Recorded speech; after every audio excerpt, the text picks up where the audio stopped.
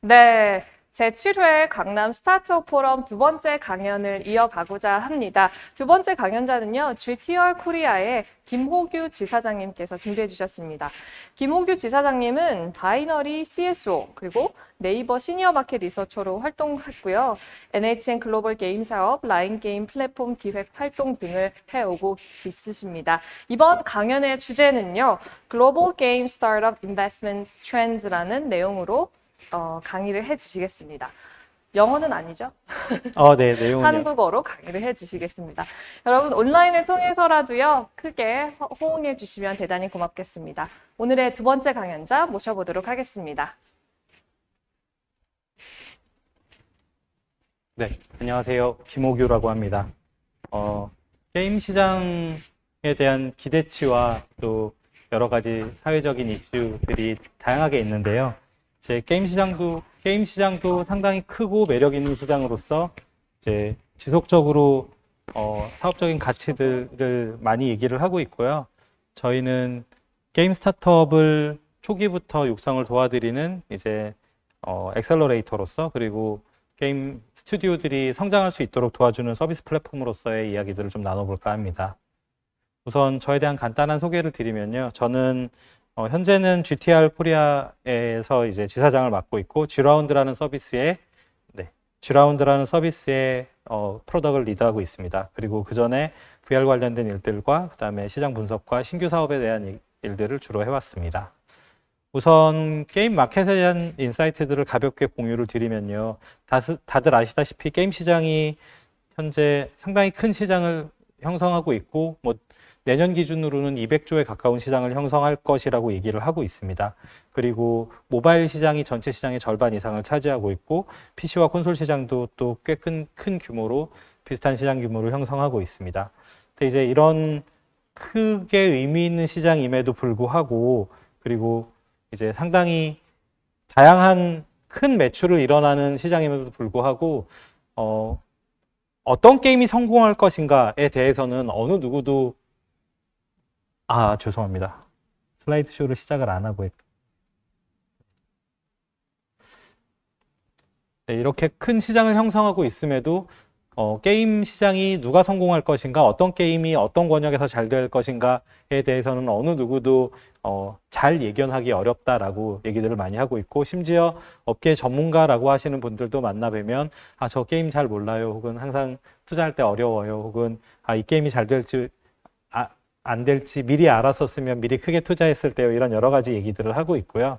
그리고 지금 잘 알고 계시는 크로스파이어나 킹스레이트처럼 이제 국내에서 보다 해외에서 더 좋은 성과를 내고 있는 게임들인 경우에도, 이제 크로스파이어는 중국에서 엄청나게 잘 되고 있죠. 그리고 킹스레이드는 일본에서 특히 잘 되고 있는데, 이제 이 시장에서 잘 될 것을 미리 예견했다기보다는 그 시장에 맞춰서 상당히 많은 노력들을 추구하기도 했지만, 또 이게 그 권역이 아닌 데에서는 잘 안 되는 어려움들을 또 가지고 있습니다. 그래서 이런 부분들이 이제 시장에 되게 어려운 부분이라고 얘기할 수 있을 것 같은데요.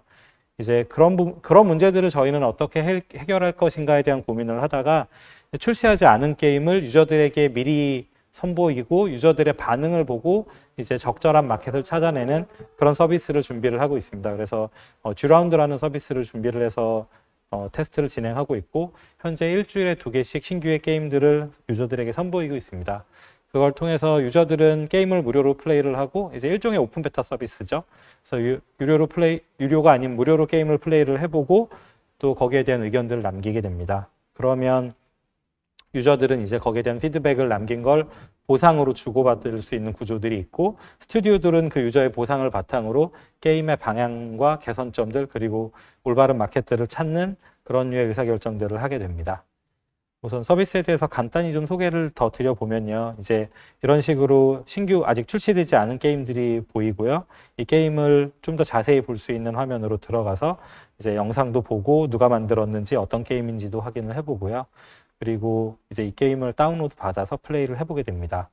그리고 유저가 플레이하고 난 이후에는 이 게임이 뭐가 좋았어요, 뭐가 나빴어요에 대한 것들을 정량적으로 객관적으로 평가할 수 있는 지표에 응답을 하고, 그리고 추가적으로 게임에 대한 의견들을 좀 더 남기게 됩니다. 그리고 나서 이제 스튜디오에서 이런 이 게임에 대해서 어떤 의견들을 유저들이 더 가지고 있는지, 뭐 어떤 캐릭터들이 좋은지, 어떤 제목을 하면 좋을지, 어떤 비즈니스 모델을 가져가면 좋을지에 대해서 유저들하고 서베이하는 과정들을 거치게 되고요.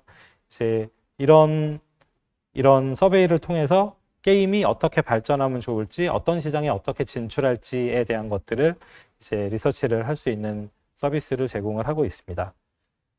그리고 이게 의미가 가장 큰 부분은 사실 퍼블리셔나 인베스터들과의 관계인데요. 게임이 충분히 준비가 됐어요. 그러면 이제 해당 권역에서 좋은 퍼블리셔나 인베스터를 만나서 출시를 하고 혹은 직접 출시를 할 수도 있겠죠. 근데 출시를 하기 위해서 퍼블리셔나 인베스터들과 만나고 논의하고 이 게임을 좋은 파트너들을 찾는 것들이 상당히 어려움을 많이 겪고 있고, 요새 해외 출장이나 게임쇼들을 다니는 것들이 불가능해진 상황이다 보니까 이제 국내와 해외 모든 게임쇼들이 다 온라인으로만 진행을 하고 있거든요.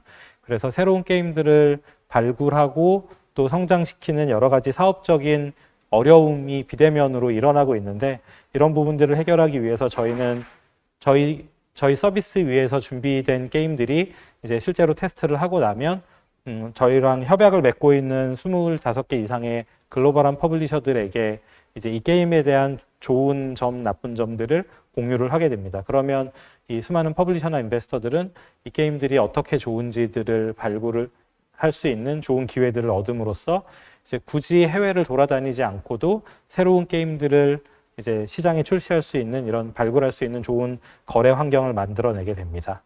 이제 저희가 지금 이런 서비스들을 준비를 하고 있는데요.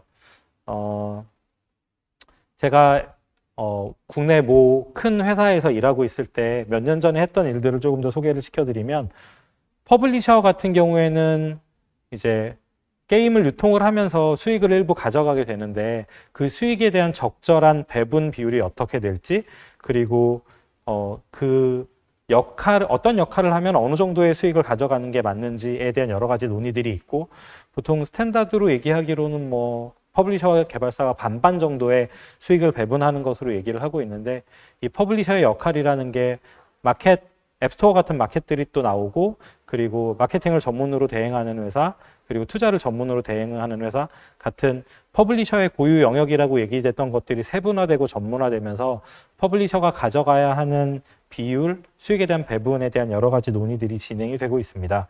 그래서 퍼블리셔의 역할에 따라 수익 모델을 배분하는 몇 가지 고민들이 퍼블리셔들 사이에서 진행이 되고 있고, 저도 관련된 부분들을 이제 국내 모 회사에 있을 때 정리했던 부분들이고요.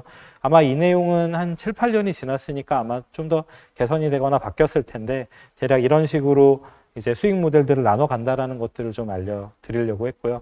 요새 트렌드 중에 가장 중요한 것 한 가지는, 퍼블리셔가 전문화 세분화되면서 모든 영역을 다 커버하기보다는 특별히 잘하는 부분들에 대해서만 전문적으로 수익을 나누고, 대신에 게임 스튜디오들은 자기네가 더 많은 역할들을 하고, 게임만 만드는 게 아니라 일부 마케팅이나 운영에 대한 역할들을 더 가져가면서 그 부분에 대한 수익을 자기가 필요로 가지지 못한 역할이나 혹은 도움을 필요로 하는 일부의 역할들을 나누는 역할들을 하고 있습니다.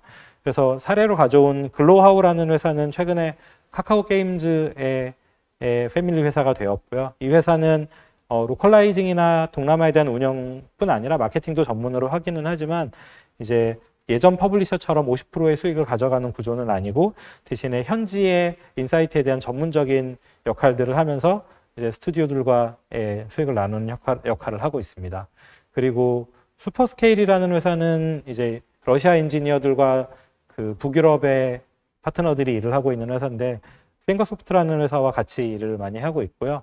이 회사는 비즈니스 모델과 마케팅에 대한 지표를, 데이터 분석을 하고 지표만을 전문적으로 분석을 해서 수익을 올리는 형태의 비즈니스들을 전문적으로 하고 있고, 여기도 수익을 뭐 5대 5를 가져가는 구조는 아니라 제가 알기로 한 20, 30% 정도의 수익을 가져가는 걸로 알고 있습니다. 이런 식으로 이제 게임 스튜디오들도 자기가 직접 퍼블리싱을 하면서 이런 전문적인 파트너들과 수익을 일부 나누면서 업사이드를 올리는 그런 형식의 퍼블리싱의 역할들도 많이 바뀌고 있는 부분들이 글로벌 트렌드라고 할 수 있겠습니다. 조금 더 구체적으로 게임 스타트업들에게 도움이 될 만한 얘기들을 드리려고 하는데요. 우선 잠시 어려운 얘기는 접어두고 저희가 도와드리고 있는 게임 한 가지를 보여드릴게요.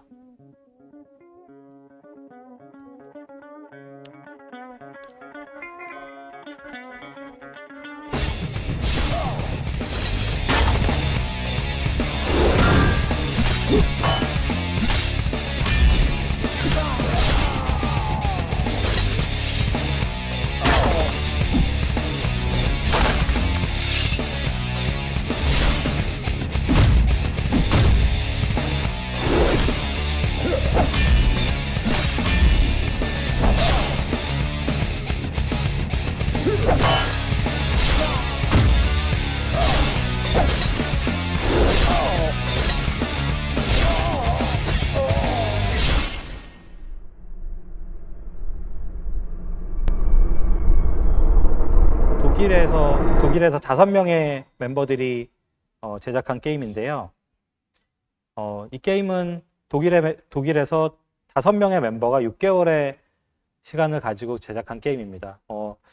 인원이나 기간에 비해서는 상당히 높은 퀄리티를 가지고 있는 게 저희에게 꽤 크게 어필을 했고, 저희가 작년에 선발한 10개 팀 중에 하나입니다. 근데 30분 정도의 싱글 플레이가 가능한 이 게임에 대해서 어느 정도의 밸류에이션을 산정하는 게 적정할까요? 이 부분에 대해서 조금 더 논의를 이제 어떤 식의 밸류에이션과 투자에 대한 스킴들이 있는지에 대해서 점점 더 말씀을 나눠보도록 하겠습니다. 게임을 하나 더 보여드릴게요.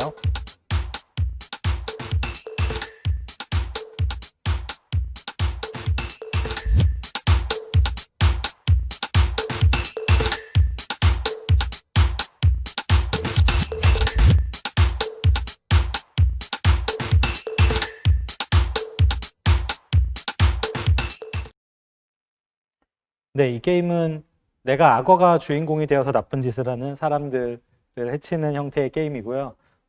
게임이니까 이제 조금 새로운 세계관으로 접근하는 좀 특이한 게임인데, 이 게임은 영국과 크로아티아의 개발자들이 10분이서 1년 정도를 개발했습니다. 그러면 얘도 한 30분 정도의 싱글 플레이가 가능한 게임인데, 이 게임의 이니셜 밸류는 얼마 정도가 적당할까요? 지금 방송을 보고 계시는 분들도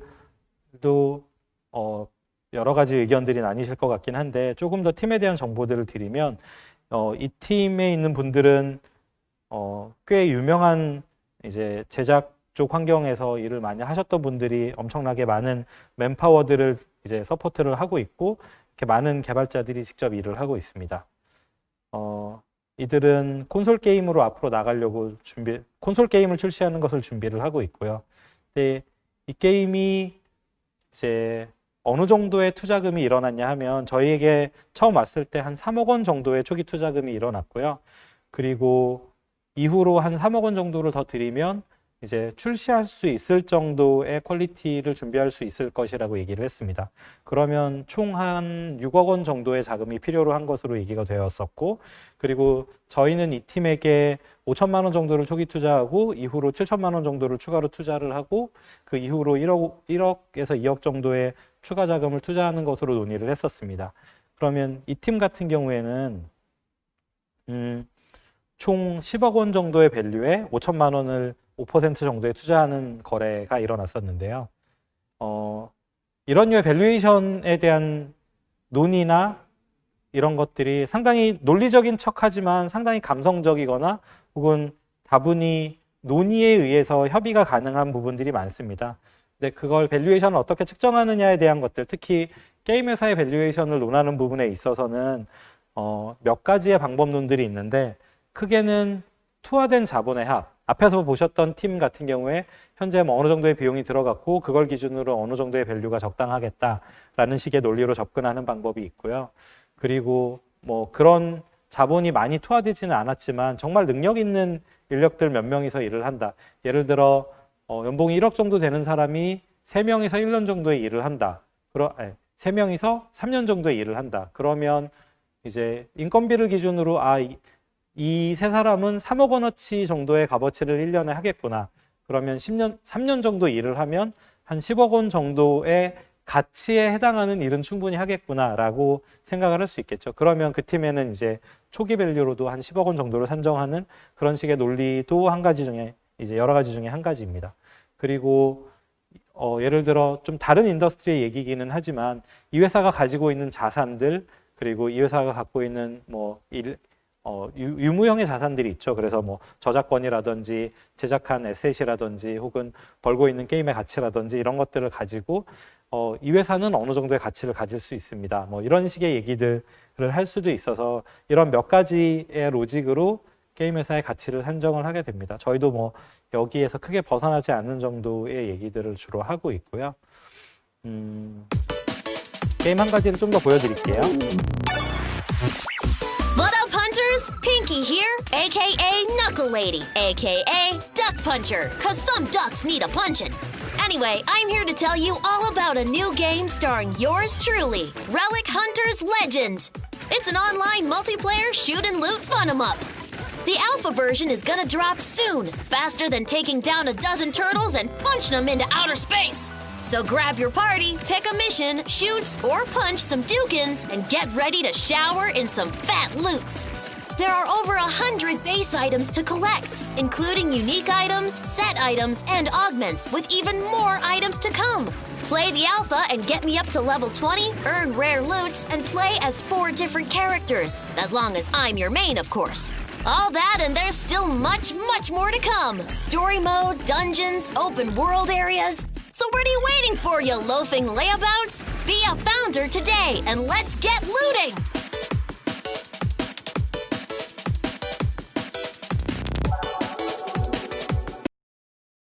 이 팀은 지금은 20명이 넘는 팀으로 구성이 되어 있고 이제 뭐 엄청나게 많은 밸류에이션과 가치를 인정받고 있고 또 최근에 퍼블리싱 딜들이 뭐 몇천억 원 정도의 매출이 기대되는 게임으로 논의되고 있는 팀인데요. 초기에 저희랑 얘기를 했을 때는 2명의 브라질 팀이었었고요. 인디 팀이었었고 무료로 게임을 플레이할 수 있는 몇 가지들을 가지고 있었지만 저희와 협업을 하면서 이제 지속적으로 성장을 해서 최근에는 지금 이것보다 훨씬 더 높은 밸류로 논의가 되고 있습니다. 이게 지속적으로 성장하는 것들이 상당히 중요한데 이 팀 같은 경우에는 저희와 함께 하면서 꽤 큰 성장을 이뤄내고 있는 그래서 저희도 가장 기대하고 있는 스튜디오 중에 하나입니다.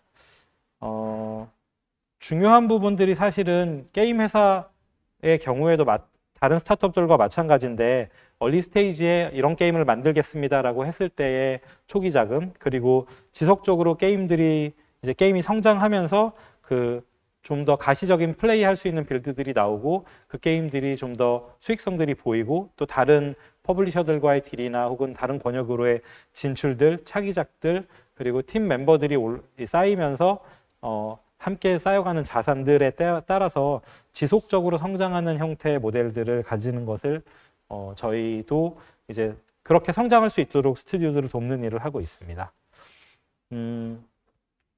투자를 지속적으로 받을 때 가장 중요하게 논의되는 것들이 지분을 많이 희석하지 않는 것이라는 얘기들을 하는데요.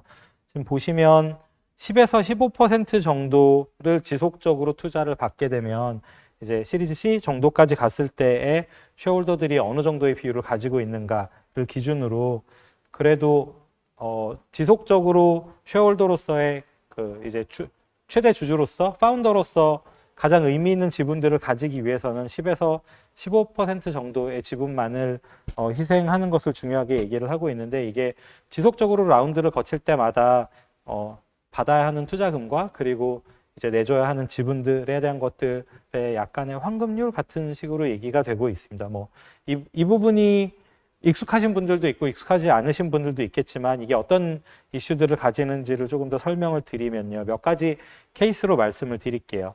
우선 앞에서 봤던 팀들 중에 한 팀이 1인 개발자인데 내가 꾸준히 한 2, 3년 정도를 게임을 만들고 싶으니 3억 원 정도의 투자를 받고 싶어요. 합리적인 수준의 금액일 수 있기는 한데요. 3억 원을 한꺼번에 투자받기 위해서 현재 가치와 이제 내줘야 하는 지분에 대한 것들을 좀 생각을 해봐야 됩니다. 예를 들어 한 명이서 만들고 있는 팀인데 인정을 많이 해줘서 10억 원 정도의 가치를 인정을 해드렸어요. 그러면 10억 원 정도의 가치라고 인정함에도 불구하고 3억 원을 투자받으면 30% 정도의 지분을 희생하게 되거든요. 그러면 지속적으로 회사의 밸류가 올라가면서 투자금을 받고 다른 투자자들과도 이제 회사의 이익을 나누는 측면에서 봤을 때에 선행하는 투자자의 지분이 30% 이상을 희생하게 되면 다음 라운드에 투자자들이 들어오는 것을 많이 바라지 않는 경우들이 있습니다. 그래서 이제 혼자서 초기 자금으로 너무 큰 돈을 받는 것은 약간 주의해야 되는 형태의 패턴일 것 같고요. 또 전혀 반대 케이스가 한 가지 있는데 큰 회사에서 이제 니네 게임 정말 마음에 들어. 내가 한 20억 정도를 투자해 줄게 라고 하는 걸 초기 팀에 얘기를 한다라고 하면 이 경우에는 큰 회사의 지분을 상당히 많이 내주겠죠. 뭐 처음 만드는 팀이어도 회사 밸류를 50억, 100억 가까이 받을 수도 있기는 하지만 이 경우에는 50억 정도의 가치를 인정을 받아서 20억을 추가로 20억의 투자를 받고 총 50억 원의 가치를 인정을 받아서 40% 정도의 지분을 내어준 케이스들이 있었는데요. 이 경우에는 큰 회사의 자회사의 형태로 편입이 되기 때문에 이 역시도 이후 추가로 투자를 받기 어려운 문제들이 생길 수 있고요. 이 경우에는 20억을 잘 써서 좋은 프로덕트를 낸다면 문제가 없을 수도 있지만 사실 투자하는 쪽도 그렇고 개발하는 쪽도 그렇고 가능하면 받은 금액으로 최대한 빨리 성장하고 많은 성과를 내려고 하다 보니까 결국은 지속적인 투자들을 필요로 하게 되는데 여기서 문제들이 생기는 부분들이 좀 있었를 확인할 수 있었습니다. 그리고 좀 이건 다른 케이스인데 게임이 잘 되고 있어요. 그래서 잘 되고 있는 회사에 꽤 괜찮은 밸류로 투자를 하겠다라고 하는 투자자들이 나타나는 경우들도 있거든요. 근데 이 경우에 여러 가지 케이스들이 있는데 게임이 마음에 드니까 회사의 지분을 일부 살게요. 그리고 앞으로 더 괜찮으면 지분을 더 살게요. 라고 해서 한 10억 정도를 투자하는 걸 기준으로 회사를 통째로 넘기는 일들이 있는 경우도 있고요. 막상 또 투자를 한다고는 했지만 다른 투자자들 그러니까 높은 밸류로 높은 금액으로 투자를 한다라고 해서 다른 투자자들을 다 떨어뜨리고 나서 다시 가격을 협상하는 뭐 이런 몇 가지 방법들을 구사하는 투자자들도 있어서 이게 일종의 스킬일 수도 있어서 이제 이런 다양한 케이스들을 이제 게임만 만드시는 스튜디오 분들인 경우에 익숙하지 않은 경우들이 있거든요. 그래서 그런 부분들을 잘 조율하고 합리적으로 지속적으로 성장하기 위해서는 이제 좋은 투자 파트너들을 이용하는 것이 중요할 것 같습니다.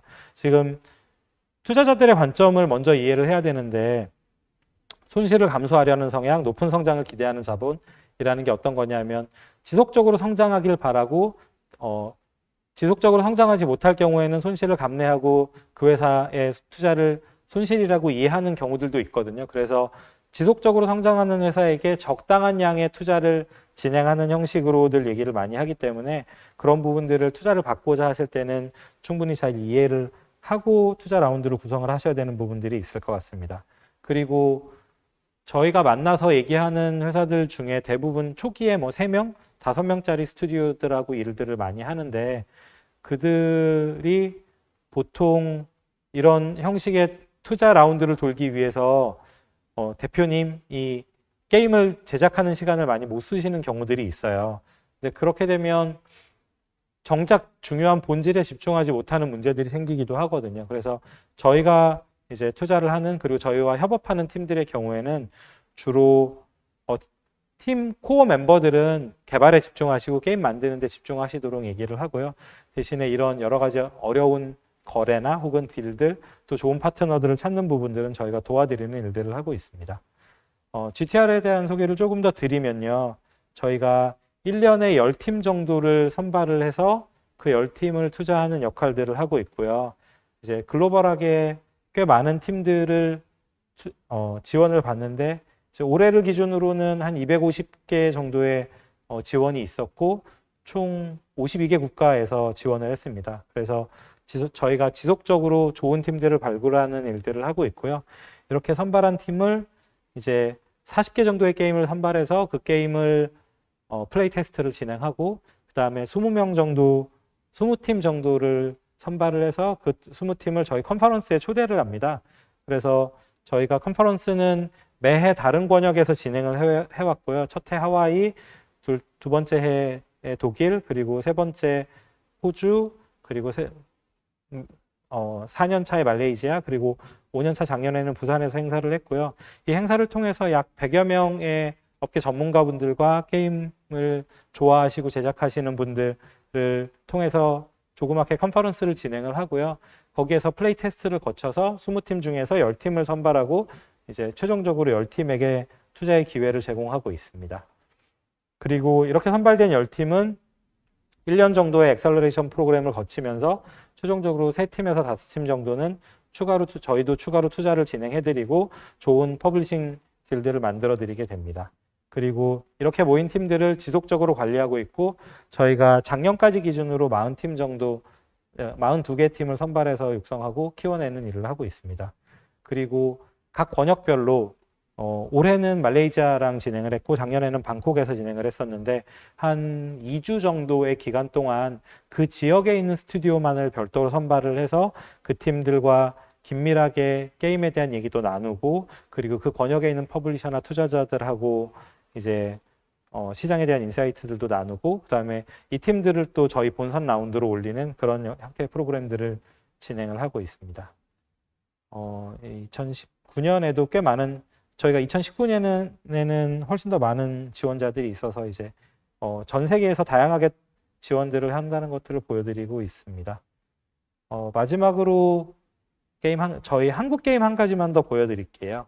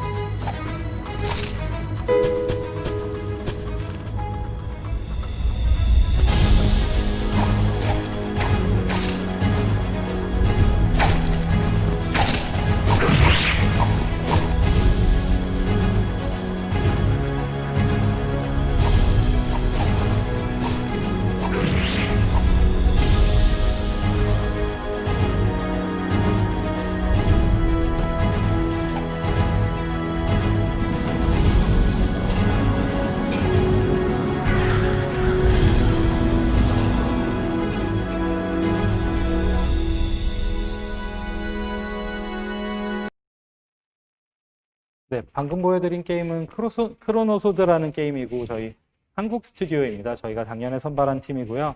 이 팀은 펄어비스와 저희가 초기 투자를 진행을 했고 지금 게임이 한 3분의 1 정도 준비된 것 같아요. 근데 게임을 출시하는 시간은 조금 더 뒤로 미루어져 있고요. 이 팀이 필요로 하는 자금들을 저희가 추가로 도움을 드리기 위해서 킥스타터의 펀딩을 진행을 하고 있습니다. 그리고 킥스타터 펀딩을 저희 G라운드랑 서비스를 엮어서 진행을 하고 있는데 그 부분들이 어떤 이슈들이 있냐면 킥스타터에 펀딩하는 대부분의 게임들이 영상이나 이미지만을 올려서 펀딩을 하는 경우들이 많고요. 그리고 나서 최종적으로 게임을 전달해야 되는 시점에 일종의 먹튀라고 할까요? 실제로 게임을 딜리버리하지 못하는 여러 가지 문제들이 있었습니다. 그래서 킥스타터에서는 어떻게 하면 이 문제를 해결할까라는 부분이 되게 큰 숙제로 안고 있었고요. 저희는 실제로 출시되지 않은 게임을 한 4주에서 6주 정도를 테스트하는 서비스를 가지고 있다 보니까 이제 저희 서비스와 킥스타터가 함께 펀딩과 테스트를 진행을 하게 되면 이제 킥스타터 펀딩 기간 동안에 저희 사이트에 와서 게임을 플레이를 해보고 나 이 게임이 정말 좋은 것 같아 라는 의견을 가지게 되면 킥스타터에 펀딩하는 식으로 킥스타터와 저희 G라운드가 제휴를 진행을 해서 한 달에 한 건 정도의 게임을 펀딩을 진행을 하고 있고 그 시범 케이스로 이 크로노소드라는 게임이 진행이 되고 있습니다.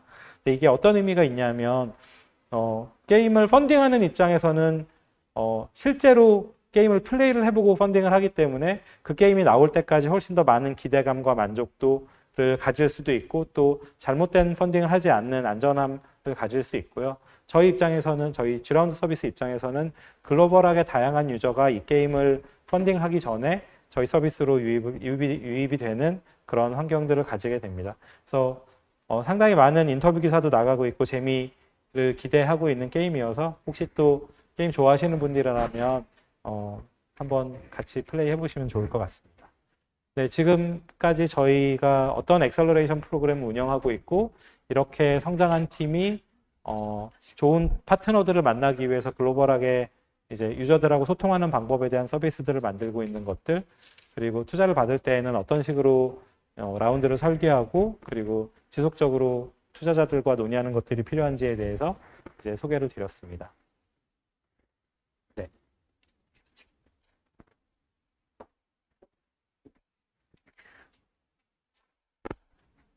어, 아, 네, 네, 네. 네, 이렇게 해서 두 번째 강연도 잘 들어봤습니다. 지사장님, 네, 네, 우리 관객들이 온라인으로 있잖아요. 그래서 네. 반응이 없어서 너무 힘들어요. 그렇죠. 네. 많이 힘드셨죠. 그래서 예. 우리가 함께 하고 있는 분들이 어떤 생각을 갖고 있는지 질문을 몇 가지 준비했어요. 네. Q&A 시간을 가져보고자 하는데요. 네. 우선 요즘에 이 글로벌 마켓에서 그 게임 사업이 굉장히 활발해지고 있다는 그런 생각을 많이 하거든요. 첫 번째 질문이 이 대기업 게임 업체들의 틈바구니 속에서 이 신규 스타트업들의 게임 출시가 매우 대견스럽게 느껴집니다. 이렇게 소감을 얘기하시면서 네. 그러나 많은 경우 대기업들의 프로그램을 판매하거나 또는 스타트업 그 자체를 매각하면서 사라지는 경우가 많은데 이러한 경향이 중장기적으로 게임 생태계에 어떤 영향을 미칠지 궁금하다 이런 질문을 줬어요. 네. 어떻게 생각하시나요? 질문의 내용을 몇 가지로 잘라서 얘기를 해볼게요. 네, 말씀해 주세요. 일단 글로벌하게 봤을 때 대기업들이 빅타이틀을 만들어내는 트렌드는 당연하고요. 근데 그럼에도 불구하고 제작 환경이라는 게 많이 개선이 되고 있습니다. 게임을 제작할 수 있는 엔진들이 상당히 고도화되고 전문화됨과 동시에 제작하기 쉬운 환경으로 많이 바뀌고 있어요. 그래서 소수의 인원으로도 재미난 게임을 만들 수 있는 환경들이 많이 갖춰지고 있고, 그리고 게임에 필요한 여러 가지 사운드나 3D 에셋 같은 것들을 또 유통하는 마켓들이 잘 형성이 되고 있다 보니까 내가 게임을 만들고 싶어라는 의지만 있으면 좋은 게임을, 물론 쉽지는 않습니다. 게임을 잘 만드는 건 쉬운 일은 아니니까요. 그렇죠. 하지만 소수의 인원으로도 좋은 게임을 만들 수 있는 제작 환경들은 점점 더 발전하고 갖춰지고 있어요. 그래서 그런 부분들이 게임 환경 자체가, 생태계 자체가 풍성해질 수 있는 환경들이 갖춰졌다고 보고 있고요. 이렇게 작은 팀이 잘 성장해서 좋은 게임을 만들고 크게 성공을 함과 동시에 이제 이런 게임을 지속적으로 더 발전시키기 위해서 큰 회사에서도 당연히 관심을 가질 수 있고요. 그렇죠. 그렇게 해서 이제 당연히 열심히 만든 게임을 큰 회사에서 사주기를 바라는 것들이 또 당연할 수도 있잖아요. 맞아요. 네, 그래서 그렇게 해서 매각이 되는 경우들이 있는데요. 이제 중요한 건 그 이후의 생태계에 어떻게 선순환이 걸리느냐인 것 같아요.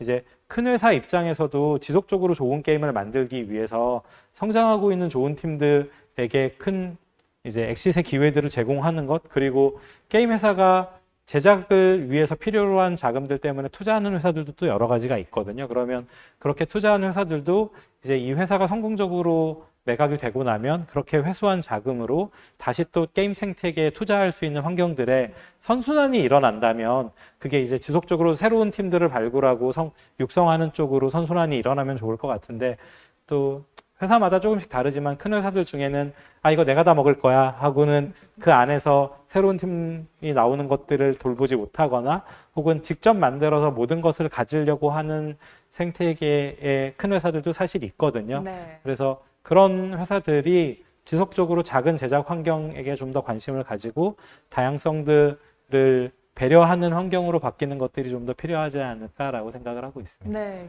게임 산업 전체를 생각한다면 네. 조금씩의 협업이라고 해야 되나요? 그런 게 네. 좀 필요하지 않나 그런 생각이 드네요. 네. 네, 그러면 두 번째 질문으로 넘어가도록 하겠습니다.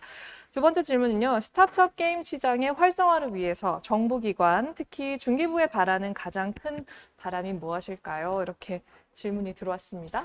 네. 정부에서도 실제로 이 게임 산업에 네. 많이 투자를 하고 있나요?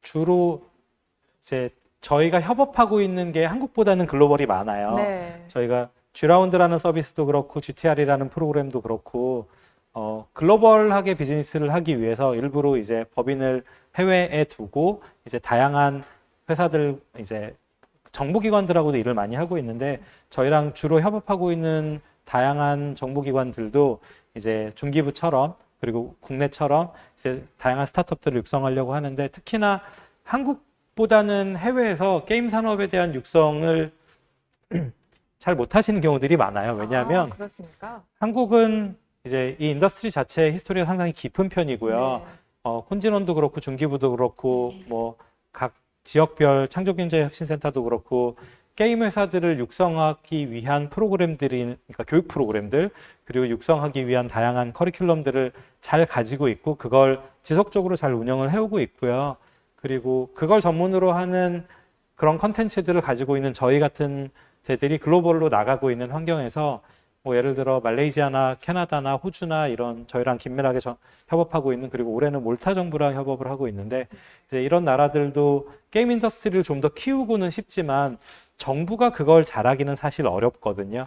그래서 저희 같은 이제 게임업을 위주로 하고 있는 엑셀러레이션 회사들과 협업을 해서 그 나라에 있는 좋은 팀들을 발굴하고 그 나라 팀들이 또 글로벌리 나갈 수 있는 혹은 해외 팀들이 그 나라로 또 이전할 수 있는 그런 여러 가지 프로그램들을 도와주고 있고요. 네. 이제 한국 같은 경우에는 중기부에서 운영하는 프로그램들은 제가 알기로는 게임은 많지 않은 것 같아요. 네. 이제 빅게임, 그러니까 약간 게임 인더스트리를 너무 잘 될 거야, 좋은 비즈니스야라고 얘기하시는 분들도 있지만 약간 그거 너무 노는 거 아니야, 혹은 뭐 좀 안 좋은 거 아니야라는 인식이. 그런 인식이나 색안경들을 끼고 네. 있는 경우들도 있는데 저희 어릴 때 만화 보는 거 많이 뭐라고 했지만 현재 웹툰 비즈니스가 글로벌리 정말 좋은 IP 소스로 얘기되고 있잖아요. 그렇죠. 그런 식으로 게임 비즈니스도 되게 사람들의 스트레스를 풀어주고 함께 즐겁게 놀 수 있는 그런 비즈니스라는 마인드들을 가질 수 있다면 국내에 있는 좋은 팀들에게도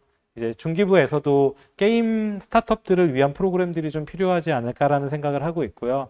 그리고 국내 게임 환경 같은 경우에는 워낙 잘하시는 분들도 많고 영향 있는 분들도 많다 보니까 초기에 요구하는 혹은 필요로 하는 자금들이 꽤 큰 편이에요. 그래서 중기부에서 진행하시는 이제 소액으로 조금씩 성장하는 프로그램에 맞는 작은 팀들을 한국에서는 잘 바라지 그러니까 게임 스타트업들도 워낙 또 큰 규모의 일들을 논의하는 경우들이 많은데 그럼에도 불구하고 두세 명이서 소소하게 나는 게임을 만들고 싶어요라고 얘기하는 분들이 많이 있고요.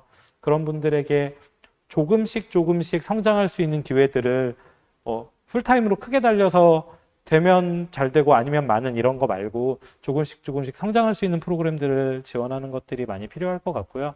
중기부에서도 저희에게 연락해 주시면 저희 프로그램의 노하우와 중기부의 이제 그 역량들을 합쳐서 재미난 프로그램들을 만들면 어떨까라고 생각하고 있습니다. 네. 또 게임에서만 끝나는 게 아니라 또 다양한 뭐 교육이라든지 이런 네. 분야로 또 접목도 가능하잖아요. 네, 네. 골고루 많이 성장하고 네. 정부가 많이 지원해주고 협업도 같이 됐으면 하는 그런 바람이 네, 네. 드네요. 네. 네.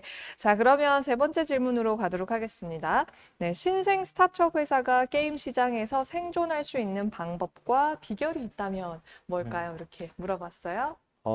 신생 스타트업이라고는 하지만 게임을 만든다는 건 일맥 다 비슷한 것 같아요. 뭐냐 하면 일단 내가 재밌어야 돼요. 그러니까 내가 삶에서 재미라는 것을 찾을 수 있어야 되고 그 재미라는 게 게임에 녹아들어야 하고요. 네. 그리고 그 재미라는 게 남들이 다 가지고 있는 똑같은 게임을 만드는 건 아니었으면 싶어요. 한국 게임 시장 같은 경우에는 워낙 이제 크게 돈을 버는 여러 가지의 이제 관점들을 가지고 있다 보니까 그런 큰 돈이 되는 게임 위주로 쏠림들이 좀 있는 편이거든요. 네. 근데 해외 같은 경우에 내가 좋아서 내가 하고 싶은 게임을 만드는 다양한 장르의 접근들이 이루어지고 있고요. 요새 뭐 한국에서도 당연히 콘솔 게임이나 여성향 게임에 대한 그런 다양성들에 대한 얘기들이 많이 이루어지고 있는데 게임 자체 본연에 집중해서 게임의 코어에 집중해서 그 게임을 재밌게 만들 수 있는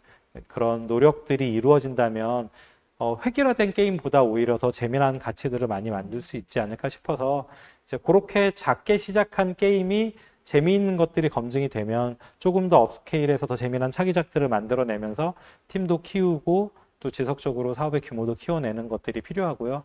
그 시점들마다 필요로 하는 자금과 또 조달해야 되는 투자 규모나 이런 것들을 이제 잘 설계하실 수 있으면 작은 팀도 크게 성공하실 수 있다고 보고 있고 저희 팀들 대부분 다 그렇게 잘 커나가고 있습니다. 네. 네. 컨설팅이 꼭 필요하겠군요. 컨설팅이라기보다는 사실 저희도 배우고 네. 그러니까 시장도 계속 바뀌고 트렌드도 계속 바뀌다 그렇죠. 보니까 빠르게 변하고 네, 있죠. 네. 그런 것들을 요새는 이런 게 재밌는 것 같아. 이걸 봤더니 다음엔 이런 게 재밌는 것 같아. 라고 하는 여러 개의 아이디어와 조합과 또 모사와 발전 이런 것들이 이제 다양하게 필요한 것 같아요. 네, 알겠습니다. 자, 네 번째 질문은요. 이 게임 스타트업 시장에서의 이슈와 글로벌 트렌드 궁금합니다. 뭐 네. 강의에서도 잠깐 얘기해 네. 주셨지만요. 네. 다시 한 번만 소개 좀 해주시죠. 게임 시장에서 요새 가장 논의되고 있는 크게 두 가지는 한 가지는 데이터 드리븐한 어프로치인 것 같아요. 이제 게임이 준비가 되면 이걸 그냥 시장에 내놓고 사람들이 사기만을 기다리는 게 아니라 물론 큰 규모의 마케팅을 하기도 하지만 모바일에서는 소프트 런칭이라고 해서 이제 특정 타겟에 유사한 작은 시장 하나를 정해서 그 시장에서 실제로 런칭을 해보고 그리고 나서 사람들이 이 게임을 어떻게 플레이하고 어느 지점에 좋아하고 어느 지점에 이탈하고 어느 지점에 지불을 성향을 보이는지에 대한 것들을 작은 권역 안에서 테스트를 하는 걸 소프트 런칭이라고 하거든요. 네. 그리고 PC나 콘솔 게임 같은 경우에는 이제 소프트 런칭의 어프로치보다는 얼리 액세스 혹은 킥스타터의 펀드레이징 같은 몇 가지 방법들을 통해서 게임이 작게 만들어진 걸 시장에 내보내고 여전히 유저의 반응을 확인하고 그리고 나서 지속적으로 게임의 스케일을 키우는 형식의 제작 방법론들, 출시 방법론들이 많이 논의가 되고 있어요. 네. 그래서 예전처럼 게임 열심히 만들어서 내보냈다가 안 되면 망하는 게 아니라 지속적으로 게임의 스케일을 키우면서 리서치하고 유저의 반응을 보는 것들이 상당히 중요한 것 같고요. 그리고 그걸 기준으로 게임의 코어한 재미 자체에 집중하는 이제 초기 프로토타이핑에 대한 것들이 상당히 중요해서 그 부분들을 그 부분에 많은 집중을 하는 것들이 중요하고요. 그리고 나면 팀을 무작정 키우기보다는 이제 협업할 수 있는 좋은 파트너들, 예를 들어 아트 같은 경우에는 그 아트만을 잘하는 전문적인 이제 프리랜서나 외주 인력들도 있으니까 그들과 협업을 해서 좀 더 높은 퀄리티의 글로벌한 테이스트의 게임들을 만들고 그리고 나면 이제 그들은 다시 이제 자기네 크리에이티브한 다른 작업으로 돌아가고 게임의 코어한 인력들은 뭐 몇백 명씩을 계속 유지하는 게 아니라 몇십 명 정도의 규모에서 지속적으로 좋은 게임들을 발굴하고 키워나가는 형식의 단단한 강소팀들이 상당히 중요한 것 같고요. 그러기 위해서는 이제 팀 멤버의 구성과 역량도 상당히 중요하고 이제 필요할 때 필요한 인력들을 소싱하고 다시 또 그들과 협업하는 구조를 만들어내는 것들이 중요한 것 같고요. 그리고 나면 그들이 직접 서비스를 하는 경우도 있고 좋은 퍼블리셔나 파트너들을 만나는 경우들도 있으니까 네. 이제 팀 자체를 무한정으로 키운다기보다는 게임의 코어 자체에 집중하는 것들이 중요한 것 같습니다. 그렇죠. 일단 사람들의 니즈를 잘 파악을 해서 네. 사람들이 어떤 게임을 좋아하는지를 딱 맞춰서 이제 네. 출시를 해야 되잖아요. 근데 네. 물어봐서 그 재미를 찾을 수는 없거든요. 그래서 이제 나는 이런 형식의 게임이 재밌는 것 같아. 근데 이걸 이렇게 바꾸거나 이런 요소들이 더 새롭게 추가되면 재밌을 것 같아라는 이제 하늘 아래 완전히 새로운 건 없다고 하잖아요. 그래서 지속적으로 개선 발전하면서 새로운 재미 요소들을 찾아가는 것들 그리고 게임에서 비즈니스 모델도 중요하지만 게임의 재미 요소 자체, 폼팩터 자체에 집중하는 모습들이 이제 작은 팀에게는 훨씬 더 중요한 부분인 것 같습니다. 네, 알맹이를 탄탄하게 네. 일단 해야겠군요. 감사합니다. 자, 마지막 5번째 질문입니다. 이 미래의 게임 디바이스는 어떤 형태로 발전할지 궁금합니다. 저도 굉장히 궁금해요. 네. 오늘 플레이스테이션 5 배송 받아서 자랑하시는 친구들이 있더라고요. 아, 네. 네. 콘솔 디바이스 같은 경우에는 이제 좀 더 높은 성능으로 바뀌는 것이 트렌드인 것 같긴 하고요. 그리고 MS 같은 경우에도 큰 제작 스튜디오들을 인수하면서 이제 그 에코시스템 안에서 좋은 게임들을 많이 소싱을 하고 있는 것 같아요. 근데 디바이스 측면에서 봤을 때는 크게 두 가지 흐름으로 볼 수 있을 것 같은데 한 가지는 게임을 서비스로 접근하는 경우들이 많이 생기면서 네. 저희가 극장에 안 가는 대신에 넷플릭스나 다른 이제 스트리밍 서비스를 통해서 그렇죠. 영화나 비디오를 소비하잖아요. 네. 그런 식으로 게임도 이제 스트리밍 서비스를 통해서 5G망으로 서버에서 렌더링하는 게임을 그러니까 내가 엑스박스를 가지고 있지 않더라도 엑스박스 스트리밍 서비스를 통해서 플레이를 할 수 있는 것처럼 이제 그런 형식으로 디바이스를 가지고 있지는 않지만 통신을 통해서 플레이를 할 수 있는 환경들이 많이 생기고 있고요. 그래서 스팀도 마찬가지고 엔비디아도 마찬가지고 이제 스마트폰으로 콘솔 게임을 컨트롤러만 붙여서 플레이하면서 또 이제 네트워크로 주고받는 그런 형식의 스트리밍 게임 서비스가 한 가지 트렌드인 것 같고요. 다른 한 가지는 VR 게임인 것 같아요. 지금 아직 너무 초기 단계이기는 하지만 VR 기기도 점점 좋아지고 있고 네. 최근에 오큘러스에서 퀘스트 두 번째 버전이 나왔고요. 맞습니다. 네, 그리고 점점 더 가격도 좋아지고 있고 게임의 재미 요소 자체가 완전히 바뀌고 있는 것 같아요. 저희가 PC 게임에서 모바일 게임으로 넘어오면서 상당히 큰 재미를 이뤄냈던 애니팡 같은 게임들을 보면 네. 스마트폰의 터치 인터페이스를 가장 잘 이해했고 그 인터랙션들을 폼팩터로 잘 녹여냈기 때문에 재미라는 것들을 만들어냈던 것 같거든요. 물론 이제 카카오라는 좋은 이제 플랫폼을 타면서 그렇게 진행이 된 거지만 네. 근데 VR 게임으로 넘어가게 되면 VR 게임은 3D 환경을 전제로 하는데 그게 또 완전히 다른 경험을 제공하거든요. 그렇죠. 저희가 기존의 3D 게임을 모니터를 통해서 플레이를 할 때에는 결국은 3D 공간을 직접 활용한 게임을 하는 건 아니에요. 이제 네. 2D 화면에 비춰진 3D 공간을 가지고 플레이를 하기 때문에 키보드와 마우스를 가지고 2D 화면을 보면서 3D 공간을 돌아다니는 구조였잖아요. 네.